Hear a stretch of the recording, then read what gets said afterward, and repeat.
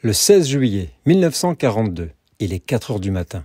7000 policiers et gendarmes français sous les ordres de René Bousquet sont mobilisés. La rafle du Veldiv a débuté. La France, sous l'occupation nazie, applique les mesures antisémites avec zèle. La préfecture de police de Paris la co-organise avec Vichy et la réalise sans la moindre participation allemande. L'objectif est de déporter des familles entières, femmes et enfants compris, et non plus seulement les hommes. Des listes sont établies, des adresses ciblées. C'est la plus grande arrestation massive de juifs réalisée en France.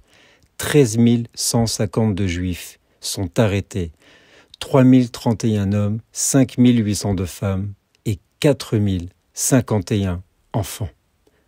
Parmi eux, citons l'exemple de l'école élémentaire des Hospitalières Saint-Gervais, dans le 4e arrondissement, première école élémentaire gratuite de Paris.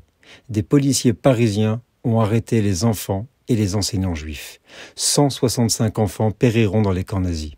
Ils sont emmenés vers le vélodrome d'hiver, situé rue Nélaton, dans le 15e arrondissement, symbolisé aujourd'hui par un monument aux morts quai de Grenelle. Entassés dans un stade couvert, femmes, hommes et enfants subissent des conditions de détention insalubres et humiliantes. Faim, soif, manque d'hygiène, la situation est effroyable. Après 5 jours d'enfermement, ils sont acheminés vers Drancy, puis vers Auschwitz-Birkenau. La plupart ne reviendront jamais, assassinés dans les chambres à gaz. La rafle du Veldiv est le symbole le plus fort de la collaboration de l'État français avec le régime nazi. Il aura fallu attendre le 16 juillet 1995 pour qu'à la faveur d'un très beau et très émouvant discours, le président Jacques Chirac reconnaisse officiellement la responsabilité de l'État français. Le devoir de mémoire nous impose de rappeler cet événement pour ne jamais oublier.